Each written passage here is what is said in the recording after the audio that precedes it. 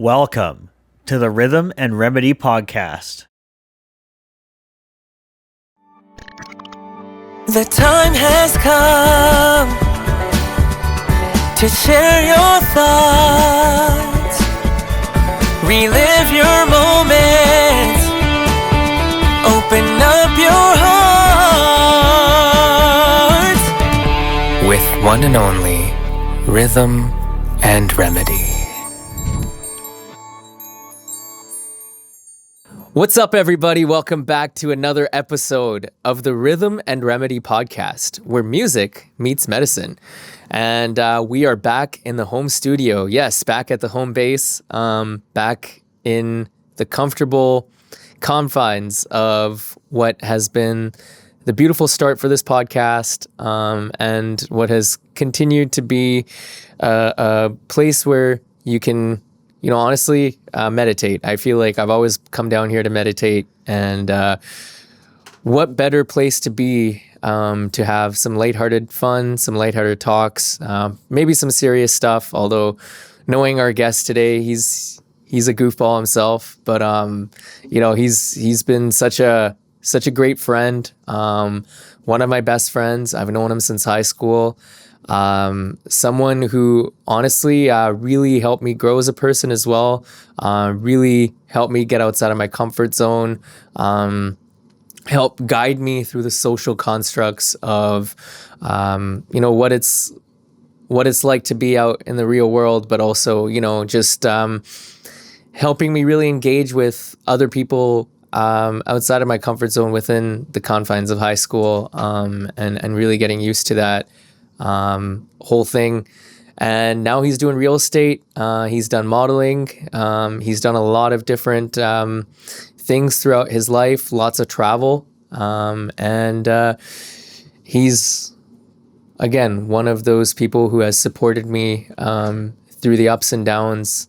And I'm pleased to welcome to the podcast today Mr. Ekam Sandhu. Ekam, the realtor. What's going on, baby? Much love, brother. Much love. Thank you for the introduction. Yeah, heck yeah, bro. Besides the goof part, but thank you for the introduction. Oh, man. It's always good to hear your voice, man. Yeah. It's on TV, on the radio, or the phone. It's always good to hear your voice. Yeah, same, bro. Honestly, man, I know things are really busy, but anytime we get to chat, we can chat for hours. 100%. Even on the phone, even in person.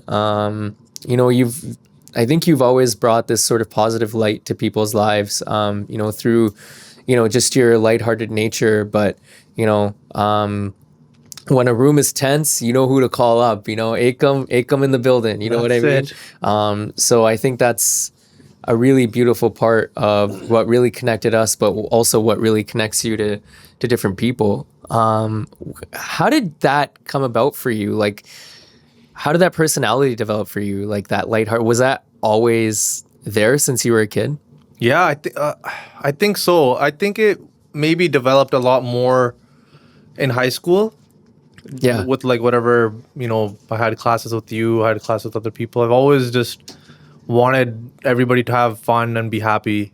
Yeah. Even, there's stuff that goes around at your household. You learn from that, you experience it, and it makes you think and wonder, oh man, I want everybody to be happy.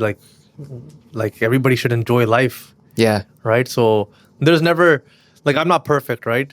No, but, we're all perfect imperfection type of people, right? Yeah. But no, man, I love life. I enjoy the people's company around me, and I want to make everybody happy. Yeah. So what led to that change in high school? Because you talked about that, right? Once you got into high school, you were actually one of the loudest kids in our class. Yeah. Literally in math class, this guy was just stirring up everything, man. Just yelling things from the back of the room, getting teachers pretty pissed off, but also smiling at the same time. 100%. We had a science class together. Yeah. We had math class. We had LAC, of course. Yeah. Right? Miss you, I need help. Yeah. I don't get this. So for context, Ekam, anytime, because I had educational assistance. I was in the regular school program. We both were, but anytime he had any sort of question, he would just use the educational assistants, always come up to them and ask them questions every 5 minutes. So Yeah. you're welcome, man. If I wasn't in your life, where would you ask those questions? Dude, like we were sitting next to each other the whole time, right? Yeah, literally, bro. Like, so talk about that. So we met in grade 8. We met in grade 8, yeah. So that's and like I knew you from like one of our other family friends and my best friend, Yes. Amrinder, because we grew up together. And then he always used to talk about you guys like coming over to his house, and then we met in grade 8. Yeah. I And remember. then- I don't even remember.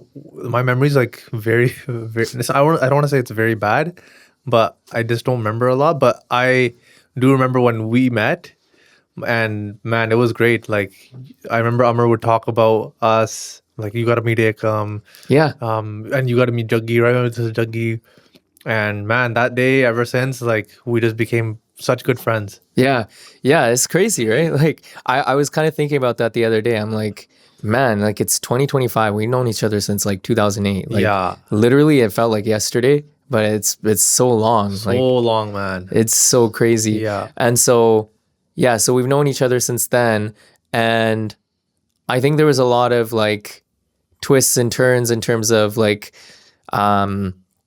where our careers took us, where everything took us. So kind of talk about what you're doing now, how you kind of got to this point, for you and like in terms of the real estate aspect of things. Yeah, man. So basically, I used to work as a deficiencies coordinator for townhome sites, just one townhome site.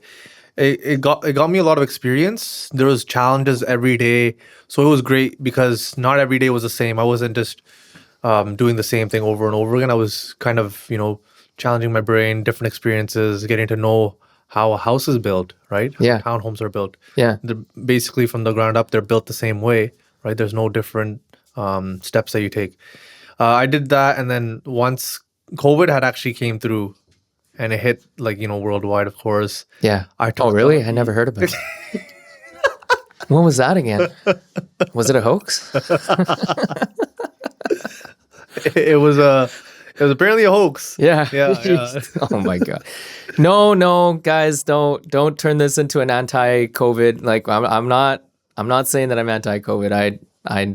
COVID is real. I get it. We have healthcare providers in our family, so don't worry. I'm not actually calling it a hoax. No. COVID is definitely real, but I'm kind of sad I got two TK that I didn't really want, but I felt scared not to get.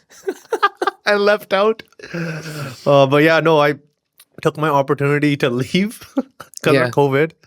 And then I started studying for my real estate exam because my older sister said that, hey, during like these hard times, we need to be able to make money, right? Yeah. So I took my opportunity there. I ended up liking it because I was meeting people, connecting with them. Yeah. Which But is one now- of your strong suits. Yes. Yeah. And now it's a passion for me. I love to, do work every day with Yeah. real estate. I have a clear mind every day. I know what to do. Wake up in the morning, go to the gym, come back, eat, and then go to work. Like there's a schedule, right? Call Yeah. these people, find out this market research over here, prospecting, making videos. And you see that, man. Like even for you, I've seen you develop throughout so many years, man. Like 2008, Yeah. right? Even my voice, right? Like it's changed, and your voice has just gone way better, man. Yeah. Well, Like I always insane. No, I appreciate it, bro. Well, I remember like when I back in 2008, like this is how I kind of think about my career. Like, and I'm a pretty blunt and honest guy. Like when I even assess myself, sometimes I'm my own worst critic. But like if people go and listen back to me back in like 2008, 2009, like genuinely, it was not very good. I did I mean, look, I mean, in that moment, right? Like you're like, I'm taking that step. I'm, finding ways to be creative. But I mean, obviously, like, what is it now? 16 years down the line, like you look back at it, and I think you can marvel at the sort of changes that you make, in terms of your voice, but in terms of how we grow. Kind of looking back at that for you, like how did that sort of when you look back at those early years, obviously from high school till now, what would you say is like the situation that's tested you the most? In terms of like your life defining moment, like something that you were like, okay, I really need to, get my shit together, for lack of a better Oh term, shit, right? this is a loaded question, bro. Yeah, wherever you want to take it, man. You know what? I have to give a lot of credit to my family, right? Especially my older sister. She sculpted me to be the man I am today, as Yeah. well as And I've seen that. I've seen that personally. Too. Yeah, Like yeah. she's had such a profound impact on your life. Yeah, exactly, man. And you know the kind of person she is. She's done amazing things. She's an amazing person. Yeah. And I've looked up to her my whole life. And then my middle sister, she's just my best friend at home, right? Yeah. And then my mom's a warrior and my dad's a gentleman. My the there was I feel like there's just some sort of stuff that happens in your life that makes your mind click, like I want to be this kind of a person, I want to do better. And that was probably getting into real estate, because I found out like how much money you can make, and I found out that a lot of people out there who do good work, they work hard, but they're underpaid. Yeah. And the reason why I'm saying that is because I make, like, you do a deal, you make a lot of money. Yeah. There's a lot of stress behind real estate. Yeah. But once you start getting good, you know how to deal with it. But regardless, the amount of experience you have, you're still gonna have that stress, and the amount of stress that other people have when they're working a salary job is probably just as much, if not maybe even more. Maybe even more. Yeah. And I'm just like, holy crap, you guys don't make that much money. Yeah. Yeah, and it tells you by the prices of the homes right now and what you're earning right now compared to back then. Yeah. But no, man, it's been from me changing my careers, and as well as meeting my soon-to-be wife as well. So talk about that a little bit. You said changing your career. So what was your career before, and what happened in terms of, I guess maybe COVID had a part to play in it, but also like why the change, and what led to obviously getting into real estate? Because I know you've always had a knack for that and connecting with people, but one of the careers that you were doing before was modeling and stuff too, right? So modeling was it was a fun hobby. It was a fun place to just kind of. Did you ever think it was going to be a career for you? No, never. Just kind of a gig to do, right? Like get some experience, maybe. Yeah. Potentially, maybe at the start, right? When people tell you, "Oh, yeah, I've walked in New York Fashion Week, and now this guy's training us." Yeah. And I'm just like, okay, That's so cool. yeah, but now he's a chef, right? He doesn't do that anymore. But Wow, it's just yeah. nice to hear, and it's like going to a motivational rally for real estate. Like some people, like you go to these rallies, not rallies, sorry, I don't know. It's like an event, right? Like a networking event, and these beasts who do work who work in real estate, and they're millionaires, and they tell you what they do, and it gets you all riled up. So that obviously played a part, but I never wanted to go through modeling. Maybe if it kind of led to acting, I really do love to act. I love to, my skits that I make. I love to make people feel a certain way when they watch my skits. It could be happy. There's no emotional aspect to it, like sad or anything, but I would definitely still, even if right now, if I got a role, an opportunity, I'd take it to. Shit, I can't even talk. I've auditioned for some roles. Unfortunately, I didn't get it. I've done some work on the TV screen where I've done a commercial here and there, some background acting, but What commercial did you do? it was for BC Children's Hospital. Oh, Yeah, I think I do remember this now. Yeah, it was way back then, in summertime of like 2010. Yeah. Yeah. Yeah, man. And looking back at it, I'm like, man, I was just a kid. Like, you experience a lot through when you're growing up, and any advice you get from a person who loves you, you take it as it's hard for a child to take advice from a person who's older, who's experienced it, and you haven't, That's right? right. Yeah. It's very hard because Dude, that's so true, man. Yeah, Like, man. honestly, bro, like, you'll hear something from somebody Yeah. that's had all the experience or that's been through similar experiences. Yeah. And you're just like, well, it's going to be different for me. It's going to be different for me. I'm going to have a different path, which sometimes is true, Yeah. right? But sometimes you have to go through those experiences yourself to learn what they were actually trying to say and how Exactly. important it was. And I think we have to give ourselves that grace too, in order to get through those experiences and to get through all of the things that we experience within our lifetime, whether it's hardships, mostly it's, the difficulties that, people tell us about and the advice that they give us and everything too. Right. Yeah. But what was that sort of situation in your life for you that tested you, where you were like, I have to find a way through this? Or how did you find a way through it? Or something that just kind of left an impact on you as a person? An impact on me as a person. It's very. It doesn't even have to be a negative thing. It's. I mean, it's definitely my sister. Yeah. I would say there's some negative connotations for what my family situation is, and I'll go on it a bit, right? Like as we know, the Punjabi culture, right? Drinking is a very, very big concern, right? Yeah. Like it's a lot of abuse happens, a lot of verbal, physical, mental, right? And just with my father 100%, going yeah. through that, I saw my eyes and was like, oh man, I don't want to end up like my dad, right? But of course, we still drink and all that, we still have fun. That and the more it came over time, like the more he grew older and I grew older, it's gotten worse for him, and the effect on me has gotten more impactful to not drink as much, to give my family some help, and to make sure that at the end of the day, I'm fulfilling my family's needs, and I'm showing them love, and I'm there as a father figure, as a son, as a brother, and a friend to my best friends. That's so beautiful. Well, I appreciate you sharing that aspect of it. What advice do you have to people? Obviously, seeing alcoholism, myself personally too, or yourself.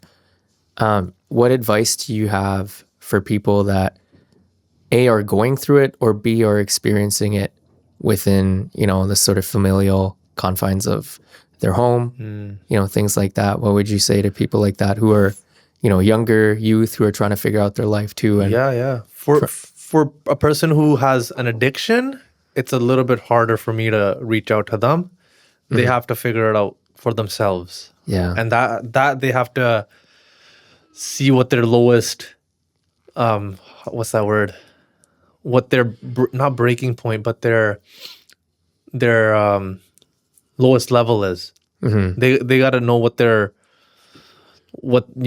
like if they get kicked out of the house, be like, oh my god, or go to jail or whatever, Yeah. or they're on the street for, like, it could be whatever, right? They have to go through that. I have no advice for them, but the person who is going through it, the advice I would say is, if you truly love the person who is going through it, never give up on them.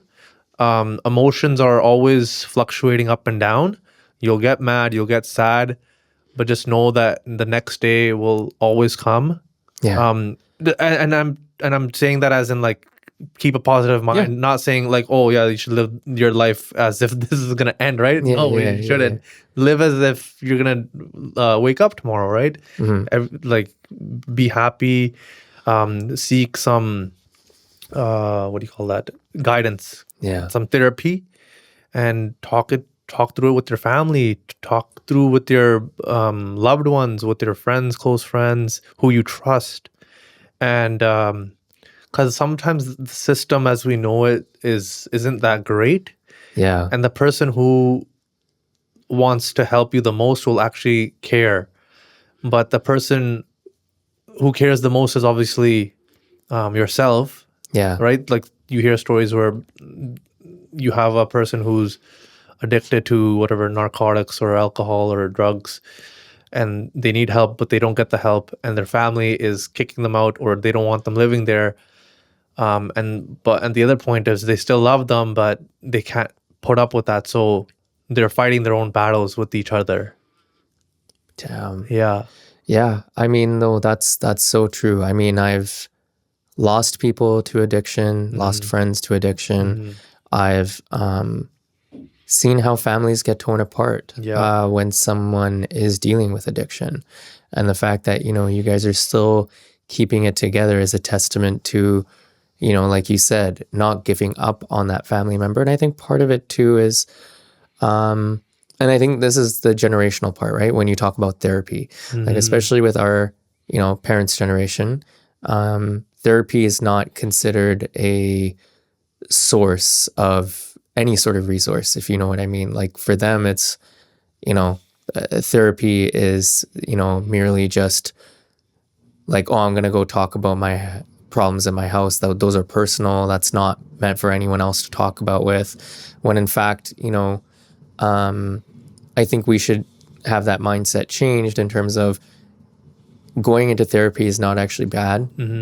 You're not fighting against yourself. You're fighting for yourself. And I think that is so important in today's society, is sort of even for people in our parents' generation or older generations, is to understand that the reason I feel like addiction really happens is a lot of the times we're dealing with a lot of like unresolved childhood experiences or unresolved trauma that we've carried for a lot of our lives. And even people who live with people with addiction, obviously there's a line, right? There's the abuse and stuff. You have to obviously keep those things monitored.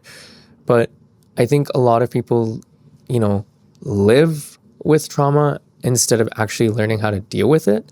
And I think that can be really dangerous, because the more you go on without actually talking to anybody about it, let alone a therapist, right? First of all, it's about talking to, your loved ones, your near and dears, about, getting it off of your chest. I feel like as men too, we have this sort of caveman mentality of like, Yes. oh, we need to like keep this in. We can't talk about it. It's not big. The surface problems are like, like, oh, I don't need to talk about this. Like, screw that, We're men, right? Like we want to be manly, but it's hard for us to describe our emotions because we aren't emotional. Yeah. Well, I mean, I would say we are pretty emotional, Yes, but we yes, don't yes. know how to like Yes. organize it. Yeah, that's a we better don't know how to organize our thoughts. Yeah. We don't know how to think emotionally because society says that we shouldn't be a certain way or we shouldn't be emotional, but Yeah. we actually do deal with those emotions. Yeah. It just comes out in different ways, Exactly. like mostly anger. Yeah.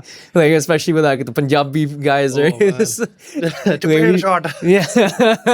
Yeah. You know, like all of this, like it's about understanding the person going through it. Yeah.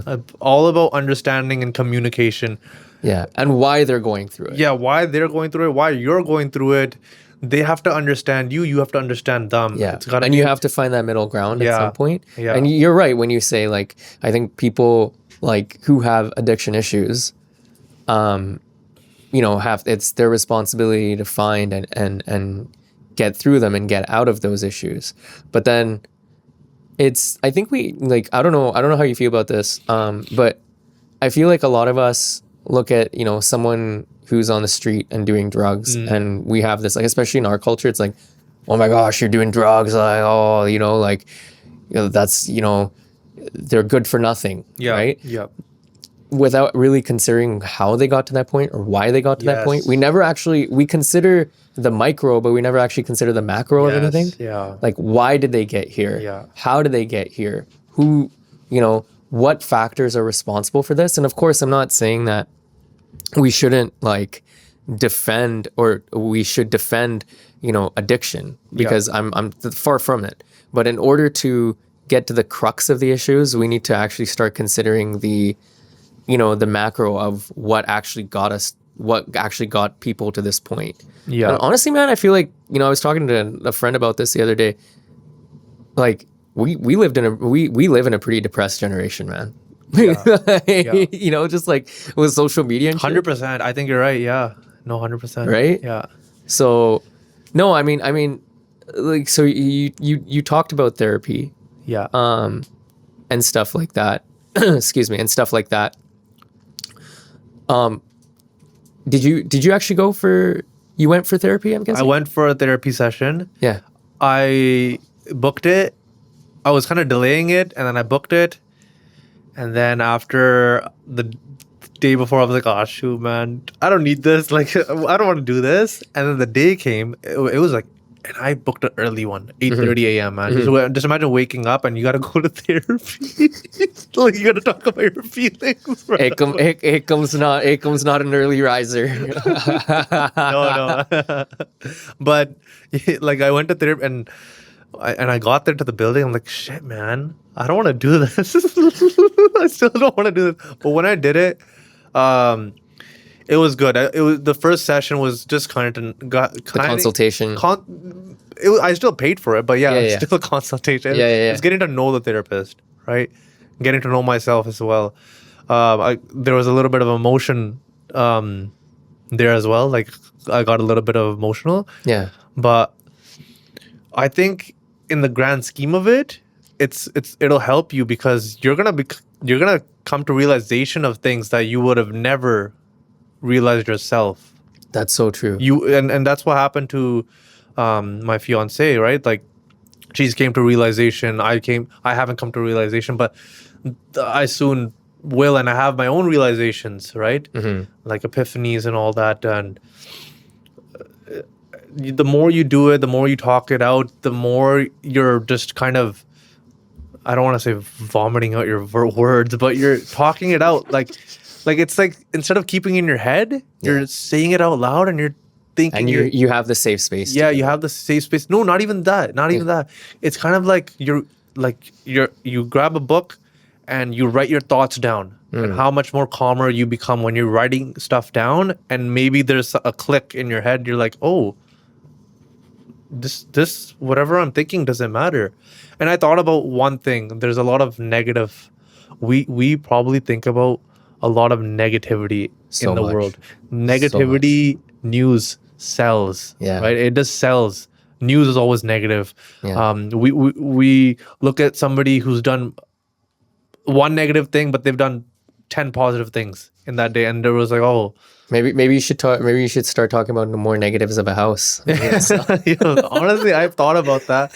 I still have to make it, but no, I have thought about that. There's some video. I have a lot of video. Maybe not the best play. No. You say it negatively in a positive way. So basically, we think about a lot of negative thoughts in our head. Like, every day we're thinking about negativity. Yeah. And what I learned from but like the president of EXP Canada, right, John Tsai, and I look up to him. He's taught me a lot, and he's a very positive guy. He's a brother. He's a mentor, and he's a realtor. You watch his videos. He's got a lot of knowledge. He's got 20 years in real estate, and he said this.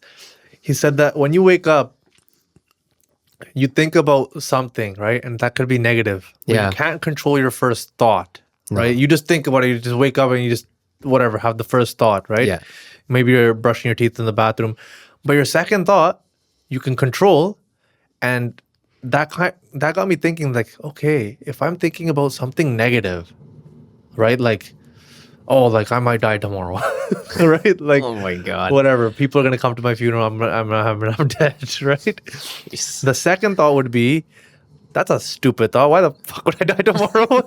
Like, I don't need to. I don't need to die tomorrow. I don't need. I don't need to think about that situation because it's irrelevant. It's not gonna happen. And you want to put positivity out there. Oh man, tomorrow I'm gonna have a great day. And you know what? Actually, this actually worked for me. But you have to feel it. You have to get up and feel it. You get up and you tell yourself, man, today something amazing is going to happen. And you have to feel it. You have to genuinely feel it. Yeah. And I kid you not, for those 4 days that I was doing that, something crazy happened. Yeah. Yeah, I think even just saying the words Yeah. and like there's something that a lot of like neuro, scientists have talked about, or like,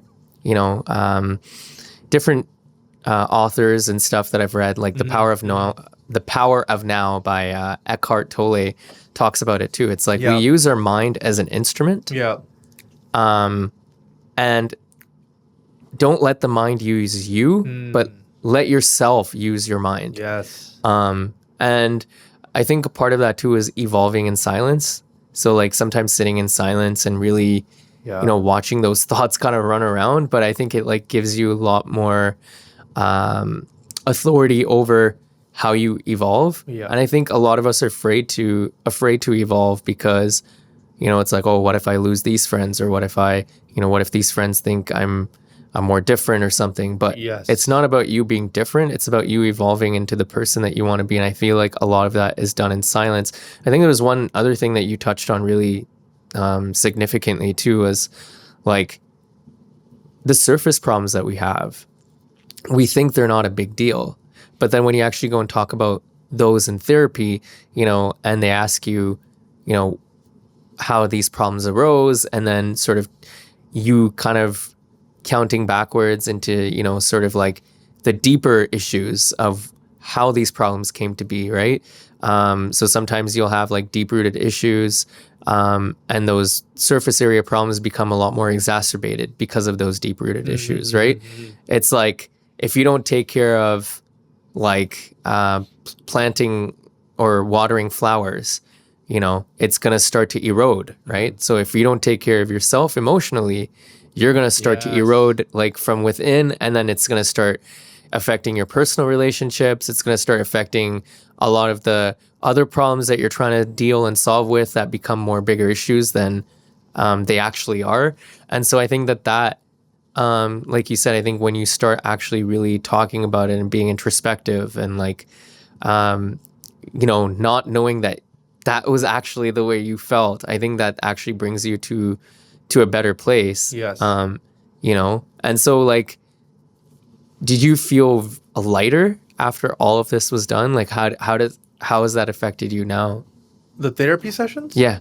I had somebody else to reach out to and kind of get like a guidance. I will, do more sessions. So I really don't know what to tell you here, because I was just kind of spitting out my feelings at that time. Yeah.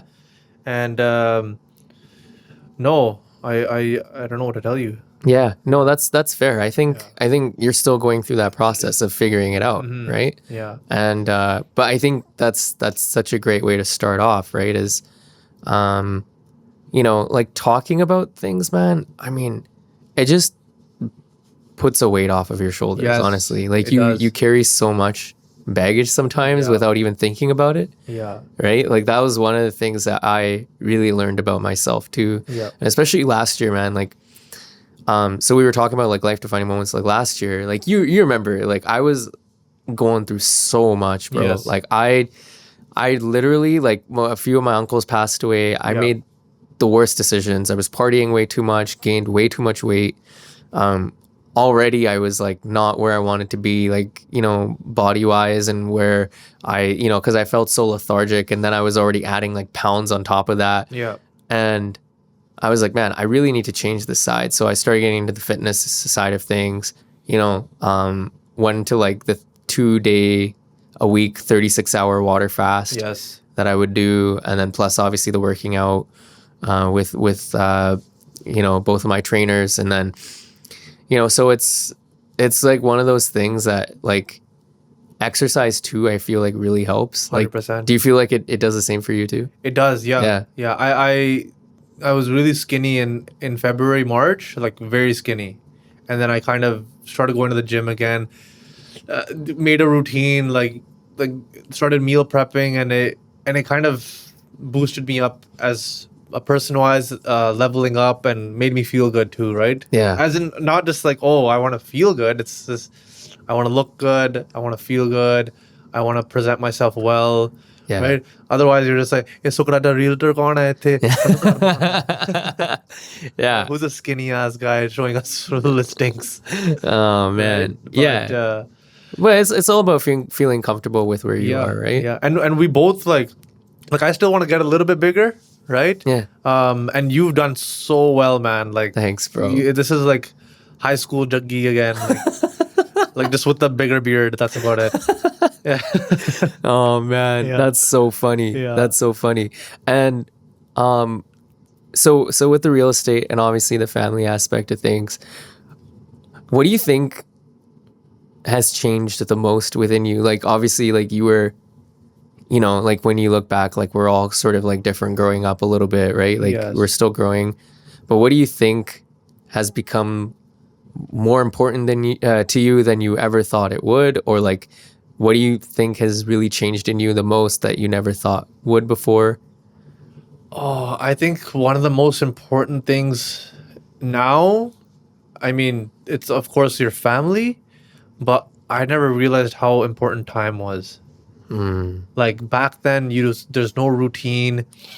We'd go to the gym, right? Then we go to our part-time work. And then we might have a class here or there, right? Yeah. And then we'd have some fun in the evenings or not go to class, go to the library at KPU, do something at the KPU library, not study, of course, right? There's no routine. And it just felt like a long ass day, right? Yeah. Now there's so much routine. All those farm parties we used Farm to go parties. to. Yeah. I don't want to mention what we were smoking, but like now Yeah. that's past me, right? Like there's just so much damage already done to the liver and lungs that I want to look at my long-term health now. And I was going to say something that the time is so valuable now, and you can see it because you go through one day and you come home, you're like, oh my God, I don't have much time. Like I need to do this and this and this. And the day just goes like that. Yeah. Yeah. Do you feel like in those moments, like it's really important for like self-reflection too? Like to like sit down and just like, you know, kind of think about what the day was like and like what you have to do next, but also just like making sure that you take time out for yourself. 100%. Like, do you feel like you're able to do that? I don't do it on a weekly basis. Yeah. I used to do a lot of meditating before going to sleep, a lot of journaling, not so much self-reflecting, but I used to do that a lot. I want to get back. Well, I mean, into journaling is part of it. Yeah. I used to do that. I want to get back into it. But I think when you do self-reflect, you see where you were and you see where you are now. Yeah. And you kind of, because each and every single day, each and every single year, you're raising the bar on yourself. And the bar you've raised, it's not enough. You're just like, oh, I'm not here. But the bars that you've passed, that you've already raised, you're way past them, right? Yeah. You're like, a kilometer past them, or you're just so high up that you've passed so many other bars that you're not seeing how many stuff that you have accomplished, but you're just always looking up. And you're like, oh man, I'm not doing this, I'm not doing that. But you got to really self-reflect on what you're doing and make sure you don't compare yourself from another person's success to your success, because your success is going to be different. It's going to be you.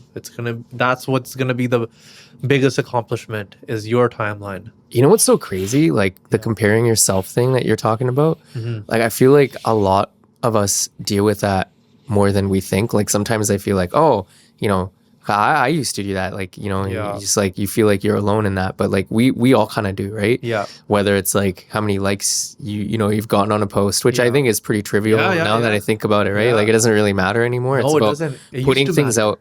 Putting things out into the universe and seeing what clicks. Yes. And you never know, right? Like sometimes you put something out, it might not click right away, right? But yeah, no, I mean, honestly, I've had these like deep conversations with other people where they've told me like, yeah, I've been in situations where I've compared myself, and then things never get done because we're always like, oh, what is this person doing? And I'm not gonna ever get to that level. Yes. But the thing is, like, our inner competition is the most beautiful competition we could have. Yeah. Because we should use that to push us, like not because of what other people are doing, but because of what we want to accomplish and what our goals are, because we're all different. We all have some unique perspective.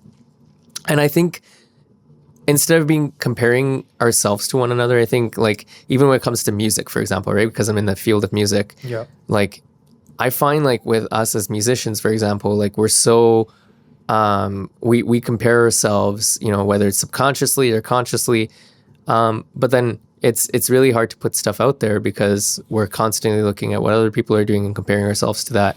So I think it's like really important to like, you know, take a step back and really like indulge in your own creativity. Like who are you and what are you trying to speak for? And what are you trying to say? Because I think that authenticity can never beat anything else. Like No. if you're authentic and you're yourself and you enjoy what you're doing, then I think that everything else will fall into place the way it's supposed to. Yes. You know, and it's not an overnight thing. It's repetition, right? It's like keep going when you feel like you can't anymore, Yeah, right? yeah. Like even for me, like when I go to the gym, like there will be times where I'm like, oh man, I don't know if I have the motivation today. Like, Yeah, you know, yeah, like, yeah. but you still go and then you feel so much better because it's like, oh, I still got Yes. through it, Yeah, right? I yeah. still went, I still got through it. I did the best I could. And, you know, and so like, I feel like we're all authentic and we all have different amounts of potential that we just have to explore within ourselves, right? 100%. Like, I might be like, for example, someone might be a great singer, but they're also really good artistically. So it's like, okay, if you're good, you know, with your art and you have a singing voice or anything like that, how can you incorporate that art into your singing, Mm-hmm. right? Like even after Saregamapa, like I like the reality show that I was on, like I never knew that I could start composing and you know, even to an extent writing lyrics on my own. I think I got that from my dad. Like my dad's written a lot of my songs. Yeah.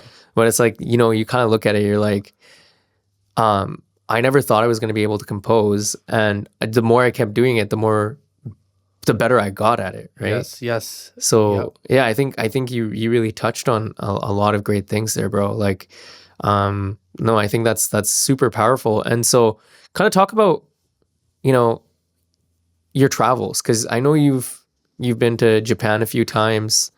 What are some things that you learned through your travels about yourself, but also just in general about like, man, like just being in another country, just the culture shock or however that was. I think when you there's people who haven't traveled and Yeah. and they're old and it's like, oh man, these guys haven't traveled. But whatever, that's their option not to. But they're really missing out on not seeing the world because it gives you more of an open mind of like what's out there, Yeah. what religions are out there, what cultures are out there, what technology is out there. Yeah. Why is this country so delayed from this country? What is this country doing better than this country? Wow. Why is the food Yeah, that's so good true, here? man. What's like it's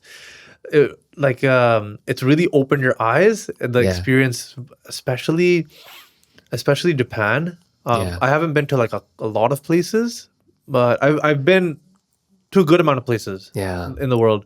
Japan by far is just crazy. Like it's the transit system there amazes me. Like it's hard to figure out, but once you really look at it, it makes it much easier because you have Google Maps. Yeah. If it was a piece of paper and I had to look at a map, I'd be gone. I'd be done. I'd be like, That's what am I doing? crazy. But like once you start looking at it, it makes sense. And the people are very nice there. The food is probably one of the amazing, like authentic, like whole foods that you can eat. Like you Yeah. can eat it. I mean, they're just healthier, right? Healthier, a- yeah.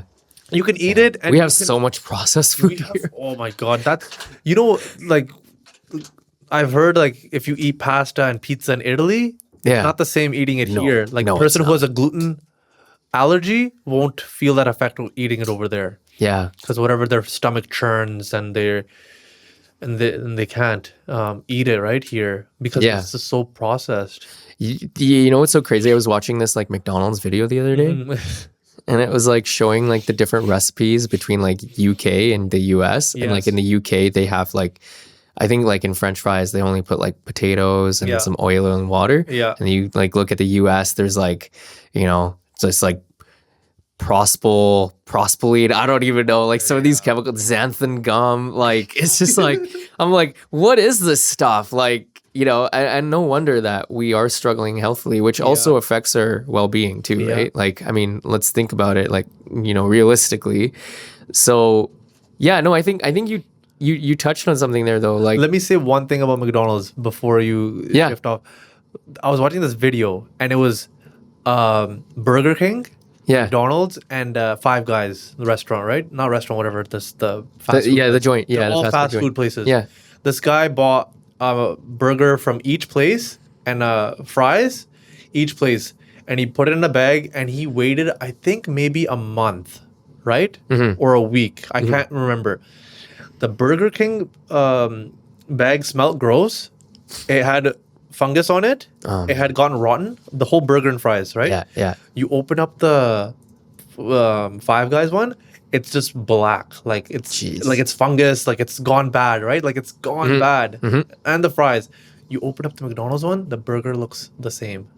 Wow. Yeah, I mean that's. Isn't that disgusting? I don't want to eat McDonald's anymore. I don't. I had Do you remember Super Size Me when we watched that in science class? I watched that. It didn't hit me as much as Yeah, yeah, I know. because that guy was just eating burgers. It's like okay, like Dude, the guy was throwing out, but Ekam's just laughing, right? He's just sitting there like, Mr. Sidhu's class, right? Yeah, man. Oh my god, bro. Dude, I don't know if you remember, like, even in high school, like, there was this one science book, too. I know I'm kind of getting off track, but there was this one science book where it was, like, literally in one of the sections, they're like, blind people are those who have eyesight problems, and they cannot ride bikes, and they cannot walk, and I don't know, some like crazy stuff. I'm like, and we're just sitting there, we're laughing because they were all looking at me and they're like, yo, can you not walk? And they're like, we were laughing because we're like, you know, like, what have you been doing this whole time? Floating? Like, I'm like, yeah, I guess so. But it was so funny because I've talked about this before, right? So it was such a misinformed explanation of it too. But anyways. Dude, we've done a lot of pange in high school and Oh, so talk about the bit. Yeah. So this guy used to come up to me out of nowhere, right? And he would just start doing. He got that from Just Rain, one of Just Rain's videos. Yeah. Right? Because Just Rain had this like tabla curse, which isn't up there anymore, which is so sad. It's actually so sad because I was wanting to watch it, man, and it's not there anymore. It was like the tabla curse where like Just Rain just like breaks out, like just spazzes out, just starts like and just like when he's talking to somebody and like people are just like, is this guy all right? Yeah. So Ekam would used to do that to me. Anytime I'd be walking up should we tell him the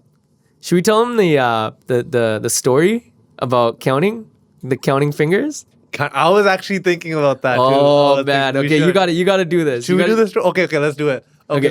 So the trick is there's no trick actually. That Dougie actually can see. There's like he's been lying the whole time, and we can prove it, right? I'm gonna put up amount of fingers, right, and he's gonna guess it.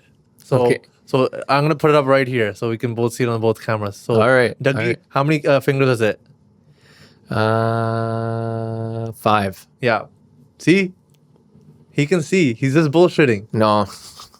How many was that? 3. Yeah. I'm impressed. How do you do that? How do you? 1. What? How do you know I was even holding one finger up? You got- I've never seen you do this before. it's a trick. It's magic. I can't. I don't know. I feel like we should try and let people figure it out in the comments. What he's like the guy from Marvel. When he puts those glasses on, he can see, but when he takes them off, he's just blind. Okay, so Should we tell so people in the comments, try and guess what the trick is. Yeah. If you can, and I'll reveal it on the next episode. You can guess now. We'll just cut it. No? Yeah. Okay, are you telling him by your feet? Me? Yeah. Yes. Yeah. Okay, I was wondering. I was like, what the fuck? Oh, and full disclaimer, like people who know about this trick cannot comment. Yeah. You are disqualified. You're disqualified. Yeah, you're just pop some popcorn and enjoy the comments to see what the people comment, right? yeah. Yeah. Maybe there'll be some inappropriate comments. Just watch. Oh man, that's so funny. Yeah. So we would do that and people would just like not understand what They'd was be happening. flabbergasted. They would be like, how the heck is this happening? Yeah. No, like anytime you drop me off home too. Remember, like I would tell you like the bus stops on the way, Oh my god, you've tripped me out so much. Like just because of the bumps in the road. we were walking down 116th and we're like 16 years old, and I'll tell you the story. Like Juggy's like, oh, what time is it? I'm like, it's this time, right? Whatever time it was, and then he's like, okay, and then all of a sudden he's just like, oh, dude, the bus is coming, right? And I'm like, what bus, dude? I don't see any bus. And then all of a sudden you just see a bus coming. Like he heard the bus down the street. And then we get onto the bus. The guy's like, or like Dougie's like, oh, like I'm blind. Like, you know, this is my +1 here. Like this is my +1. My +1. Right? I was with him. So he got on. Where's this going? He gets on for free and I get on for free, right? Then the bus driver had the audacity to say, I need to see you. You still need to show me your blind card, whatever card he has. Yeah. To Yeah, prove I that he's know, I blind. know. But he had a cane with him and his sunglasses on. You know what's so funny? So this has happened a few times before. Oh, yo, okay, speaking of that, do you remember the time where we went on that Halloween trip? I think you were there. Oh, no, that was you. No. And KJ. Yeah, so that was me, KJ. I never want to see that. I never want to see that. It was- Okay, go ahead. It was me and KJ. And I wasn't wearing a costume. I'm like, KJ, bro, I gotta go wear my costume, right? He's like, no, don't worry about it. We'll just go. And so anyways, Trick-or-treating, right? Yeah, we went trick-or-treating. Yeah. And we would go to like a certain person's house and they would be like, oh, where's your costume? I'm like, here it is. And I would just like take my eye out. The story was, I didn't even know about it happening, but KJ explained it. He's like, oh, the lady's like, you guys don't have any costume. I guess you have to do a trick. Yeah. And then Juggy just pulls out his eye and he screams. Yeah. I'm like, please don't do that in front of me, man, please. I'm going to do it right now. No. End of episode. No, you know what's so crazy too is that so that story wasn't the only one. So like I remember I went to Potter's with like my sister's friends. Yes. And like How they were old trying you? to scare me. I think I was like 10. Oh, 10 or 11. okay. They were trying to scare me. I think you told me this. And so they were like, oh, and I took my eye out and the guy was like, ah, and he ran away. And then there was this one time too, like they didn't believe I was blind. I think it was like BC Fairies like, oh, no, you're blind, you know, like, and so yeah, I just took my eye out. She's like, put it back in. Yeah, so like, honestly, man. Like, Sorry, you did that to BC Fairies? yeah. My dad did. He's like, take it out. He's like, take it out. Just imagine Juggy's blind and he's being a menace. Just imagine if he wasn't blind. He'd probably be a little bit more chill. No, man. I tell people I'm a blind supremacist. Living the life, baby. Living the life. No, but that's crazy. So like, yeah, we've had some crazy memories. We've and had some good memories. Yeah, man. yeah. And even the time where, like, I don't even know it was your mom picking you up from high school, and we're just chilling outside, and literally the car's pulling up. Like I can see a car pull up, right? Like, yeah. It's a little bit further, and you just see Juggy like, all right, guys, I'm gonna go home. My ride's here, and we're like, there's no car here, and then the car just pulls up, and I'm just like, what the fuck? Yeah, man. It's like the engine, right? Yeah. But like your memory is probably sharper, your hearing's probably better, right? Your other senses have heightened, right? Yeah. I mean that just happens, right? Yeah. Because you don't have your vision, so it's Yeah. like it like. But we'll see what Neuralink can do. Like Neuralink, man, honestly, if there's a way, bro, that would be insane, bro. Yeah. I'd probably cry. I'd probably cry. You'd probably cry. I'd probably cry if My friend can see. dude, you have no idea. I want you to see my butti. You want me to see your face? Yeah. Don't worry, man. I'll feel the face. I'll be like, no, that's a sexy face right there.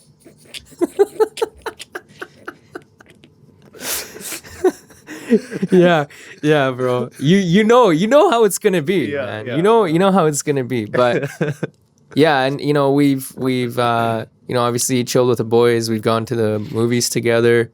21 Jump Street was a crazy memory. This is the Yeah. end too. This is the end. Yeah. Oh man, that was a great movie. Such a fun movie. Did we watch Harry Potter together? Were you there? Maybe We one of watched the them. last movie. Yeah. That's the only movie I watched in the theaters of Harry Potter. Yeah. Speaking of that, I'm actually going with my sister for they're rebooting them. I think it's like The series? not the series. Sorry, the movies. They're showing them in theaters again. Oh yeah. Okay, Yeah. okay. Yes. Yeah. So Yes. I'm going for Prisoner of Azkaban. Nice. I feel like that was one of the best movies. That one was a really good one. Yeah. I really liked I actually enjoyed number 5 though.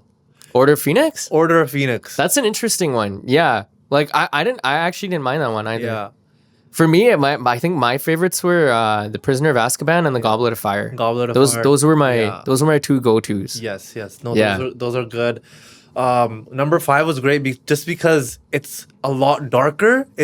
I feel like number 5 is where it starts just becoming dark. Yeah. Obviously, the ending of number 4 is where it just becomes the most darkness. Yeah.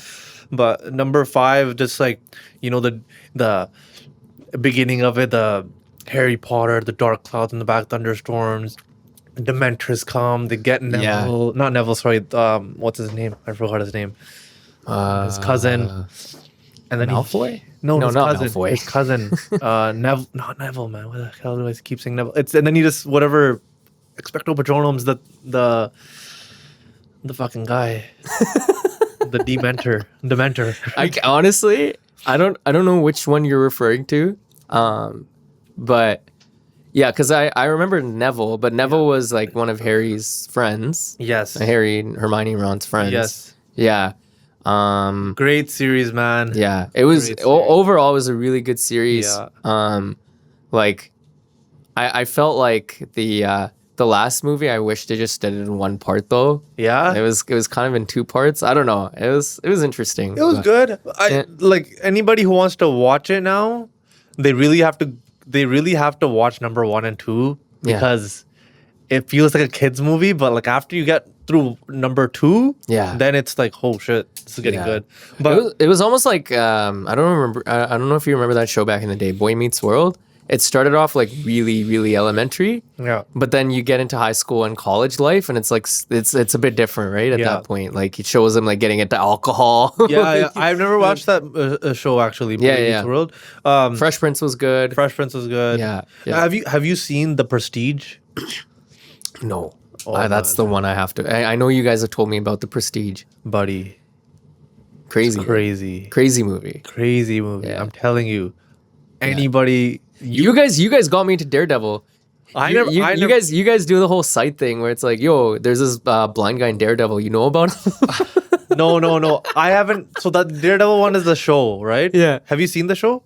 Are you watching it? KJ yeah. probably mentioned it. Yeah. Remember- Yeah, KJ mentioned it Yeah, to me. shout out to KJ. Yeah, shout out to our boy KJ. Oh God. Yeah. We'll have to have him on at some point. Yeah. That guy's got some good thoughts. Yes. Get him on a Sunday.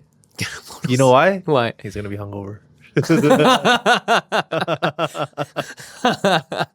Oh my god.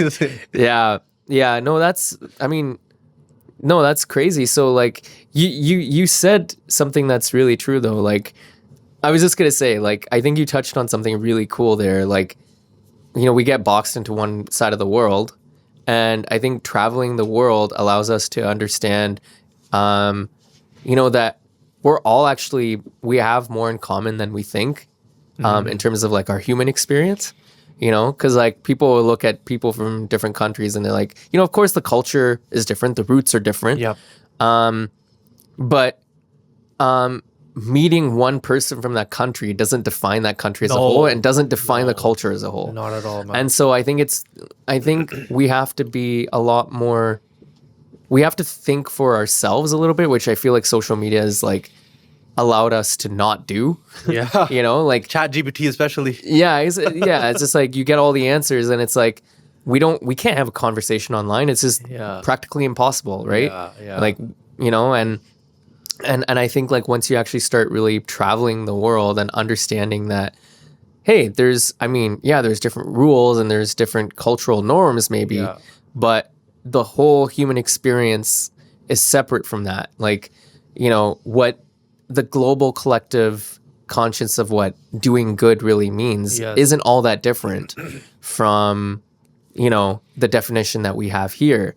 And so I think there's a lot of perspective. What do you think is the biggest perspective that you gained from your travel?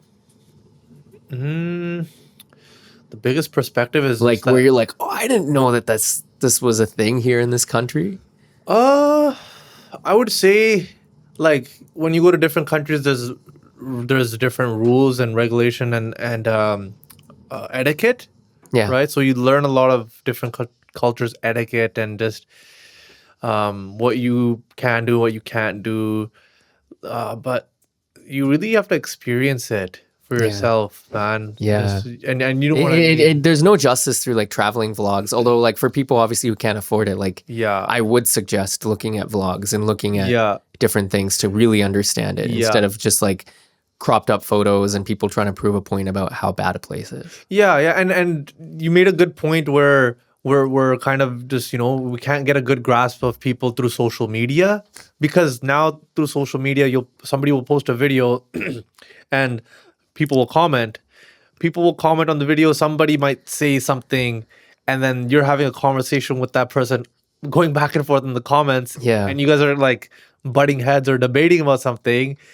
And you might see them as like, oh, screw this person, right? But like maybe meeting them in real life is something different. Yeah. Right. So maybe your experience for a country that you're like, oh man, this country looks terrible. Like, I don't want to go here. The smells like cow poo, and right. The food will give you diarrhea, but then you actually experience it and it's then completely you different. Experience it and it's completely different. Yeah. Well, even like with a lot of our friends that go to India, right? They usually go to like the village or, you know, only one part of it.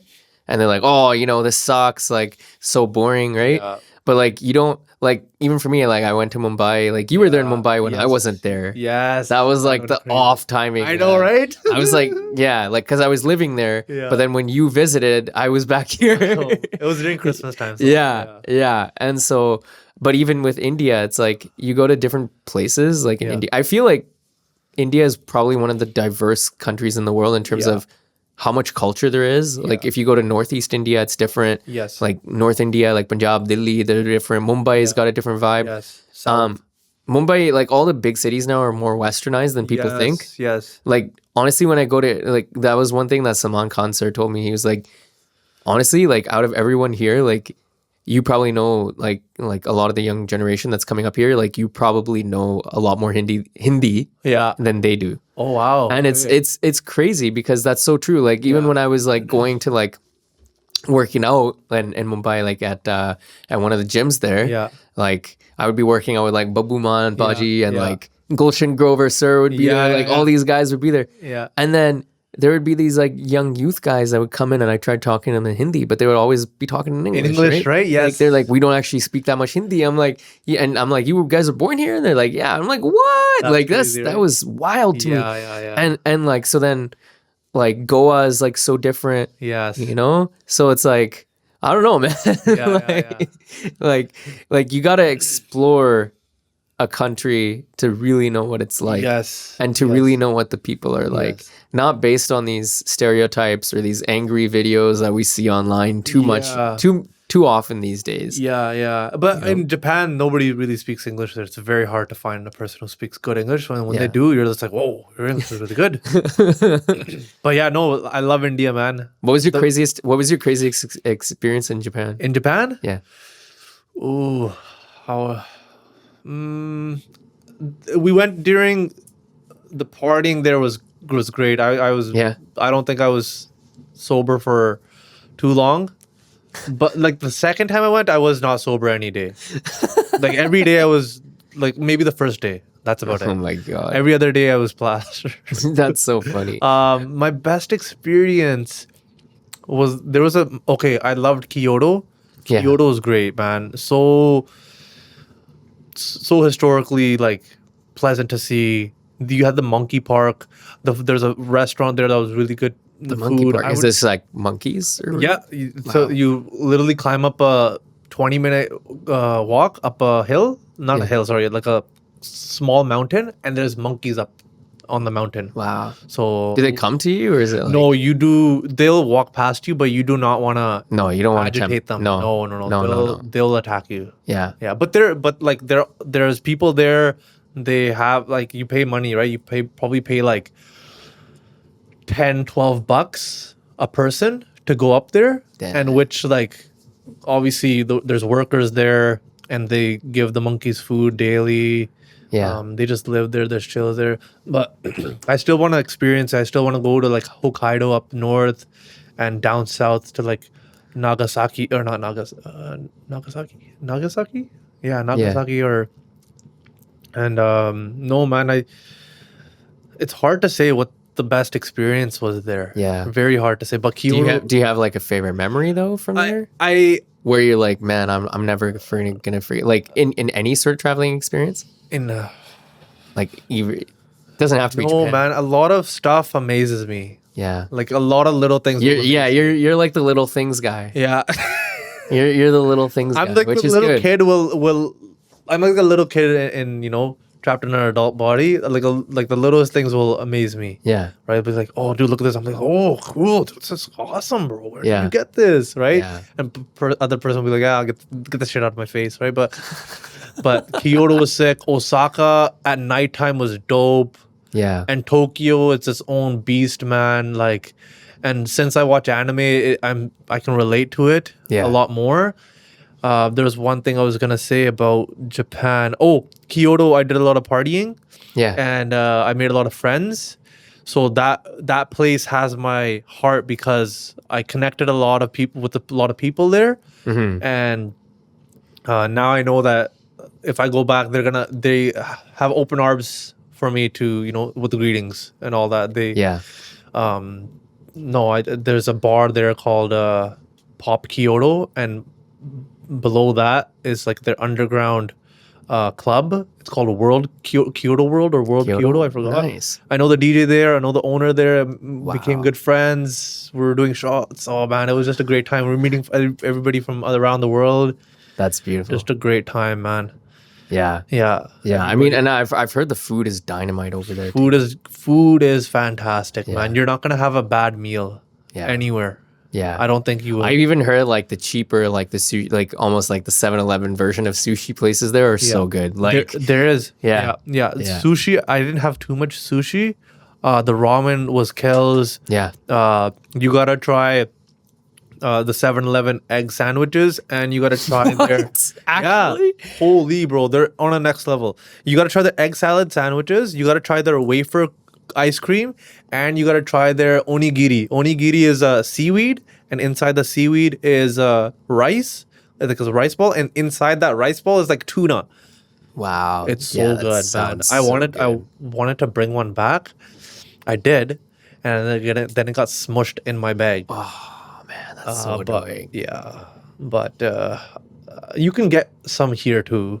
Yeah. But Yeah, Japan, I've heard really good things about.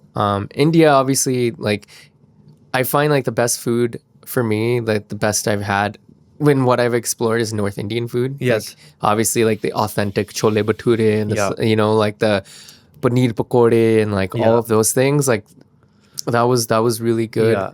Honestly, yeah, Japan's on my bucket list. Never been there. if you sorry to cut you. I thought you were gonna be done. No, but yeah. If you get to experience an Indian wedding in India, 100%. I remember like 100% go. I got to like experience one Yeah. in when like 03, but I was too young to remember. Yeah. Like honestly, I don't even remember it now. Have you been to one ever since? No. You have a bit like Oh, no, that's a lie. Punjabi wedding, bro. Like, So I went to an Indian wedding in Mumbai. okay. It was a Punjabi type wedding. Okay. And they had just like food just everywhere. Just That was everywhere, bro. crazy, right? Holy crap, man! Like now I want to. Prawns I'm going and, like- back in February, and I can't wait. I can't. Are you wait. going for a wedding? Yeah, I'm going for my cousin's wedding. No way. Yeah, yeah. That'll be sick. It's gonna be so much fun, and then going for shopping as well for the wedding that we're having coming up That's sick. right next year. But yeah, man, like life's moving fast, bro. We're 30 years old. Yeah. We're in our 30s. I'm in my 30s this next month. How do you feel about all of it now? I feel 24. Like I Same. truly feel 24. My hair doesn't, but I do. I mean, I have to see it to believe it. So You can feel it to believe it, bro. yeah. I mean, I feel it from your energy, man. Yes. And listen, bro, I think we've touched on some mix of issues, but we also touched on a lot of light conversations and our travels. I'm so lucky to have you as a friend. Same here, brother. And as Same a here. brother, you've been a great help to our family as well, and you've been a great help to just me growing as a person. Like I said, introducing me to like-minded people, and your way of connecting with people, and the way you have this aura around you. I think people are really attracted to that, and so never change that part of you, and just keep being you. And honestly, I think this has been one of the very special episodes for me, just in terms of how we've grown and the memories we've shared, and the more memories that we will share going forward. So Yeah, this is thanks. gonna be like the good old days. This day will be one of the good old days. The good old days, yeah. In the next 10 years, Yeah. you're gonna be back here like, yo, I remember when we were doing this, and look Yeah. where it is now. Oh, it's gonna be in your fucking mansion, bro. That's where it's gonna be. No. Wow. I mean, that's so kind of you, brother. But appreciate your support always. You've always been there for the big things, and thanks for coming on. And for those who are listening to this, on behalf of Owen Christensen, myself, and our whole Rhythm and Remedy team, Dr. Jugpreet Bajwa, Clement Chow, and our guest Ekam, good morning, good afternoon, good evening, and good night whenever you're listening to this. And hope you have an awesome rest of your week, month, and year ahead. Lots of love. You're ahead. Year ahead. Oh, a year ahead. Not you're ahead. I thought he's saying you're ahead. Take care, guys. よろしくお願いします。 The time has come to share your thoughts, relive your moments, open up your hearts with one and only Rhythm and Remedy.